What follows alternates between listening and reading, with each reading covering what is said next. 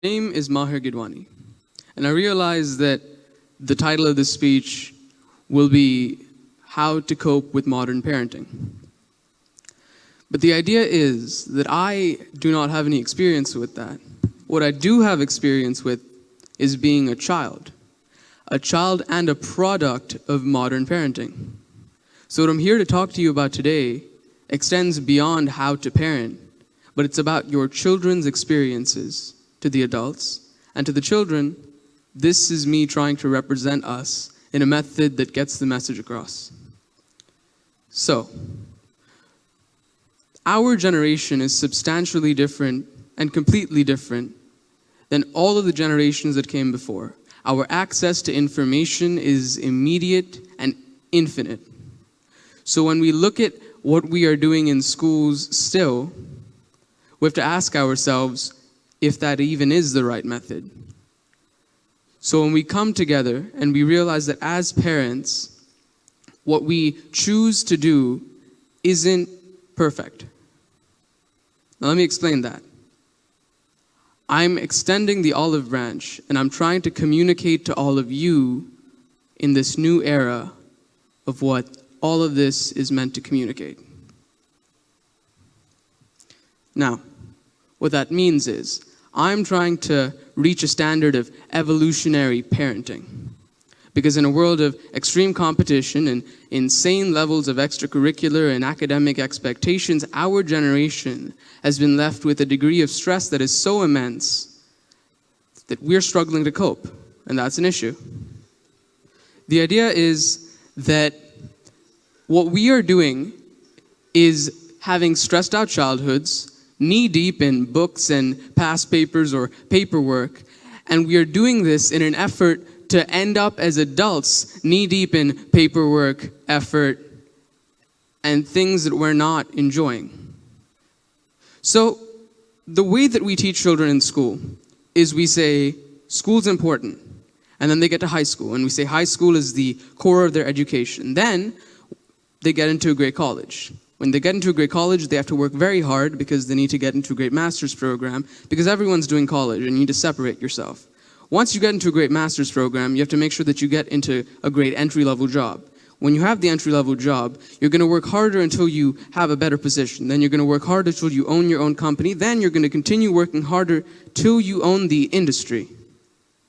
But by then, 15 to 20 years of education, 40 to 50 years of hard work have left you at the age of 65 wondering where it all went wrong. Because the idea is, if you did not enjoy all of the work that happened up to that point, to say that it was all for some later success or later satisfaction or reward is ridiculous.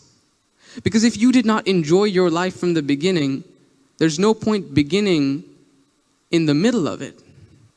Now, I say that we have too many extracurriculars, but I also have to ask that we choose another one. Because it has been shown by one of the oldest Harvard studies that extracurriculars teach a mindset that is so different to what we teach children today that it needs to be implemented in each household. Because as time has gone on, what has happened is, in the face of higher expectations academically and extracurricularly, we have allowed children to not do chores anymore in the face of, well, they have to study in order to get into a good college. But the idea is that chores, or cleaning up after themselves, are substantially more valuable skills than anything they may receive studying. Because the mindset that that creates is that this is a task that needs to get done. Nobody else is willing to do it. I will do it out of effort, out of responsibility, and out of care for my community. And that is one of the most valuable skills that you can teach us. And so it may sound strange, but please give us chores to do. And it also teaches financial responsibility when you pay us, because you will have to pay us. See, financial responsibility is one of the most useful skills, and it's what several millennials are struggling with today. The idea is that because we never have money or are responsible for ourselves, we never learn how to manage money. But the skills that you learn from managing money are about how to save your money, how to make sure that what you are doing with your money is the most productive. Sure, you could use the 10 dirhams that you got today to get ice cream. Or you could save up for a few weeks, get maybe 20, 30 dirhams, buy a bucket of ice cream, sell that ice cream to people for 10 dirhams, and in turn, buy yourself more ice cream. See, that's the kind of mindset that we want to cultivate as people, business mindsets, people that think creatively, innovatively, powerfully, because that is what the world will value in the face of everything. Now let's get to the important part. Happiness. Because as I said before, there's no point in all of that work if you are not happy while you do it.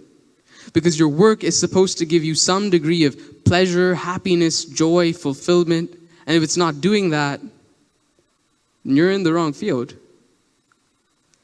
So, when we have come together and we have asked ourselves if all of this is worth it. Because children have to maintain grades, and not just grades in the right classes alongside the right extracurriculars with the right relationships, the right responsibilities, cultivation of the exact fundamentals of what human beings should be. And if you think about that holistically, it's a lot. We are knee-deep in everything and struggling for air in a world that doesn't allow us to do that.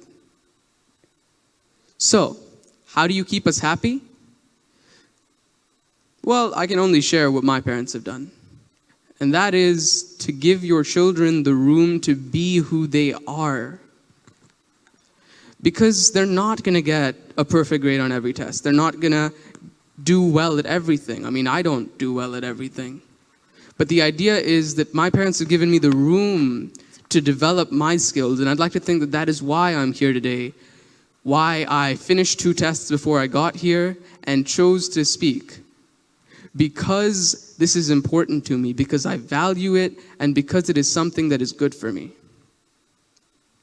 I hope hopefulness hopelessly hops through hallways on all days, hoping for hopelessness to reign supreme again, but then I realize hopelessness stands hopeless in the face of hopefulness in a world that hops through life carefully, seamlessly, powerfully. That is who we are as people, who we were meant to be. We are magical. Because the idea is that if you are your own source of unhappiness, you can just stop. If we are the only people keeping ourselves from being happy, then the step to being happy is so simple that we can do it in an instant. So, ladies and gentlemen, what I want to leave you with is about humanity. It's about us becoming real people, because that's all you can really ask of us, for us to become real, good people. And the rest will come based on what we as human beings enjoy, what we as human beings are, and what we were meant to be. Not who you think we were meant to be or who we're trying to be, but who we were meant to be. Thank you.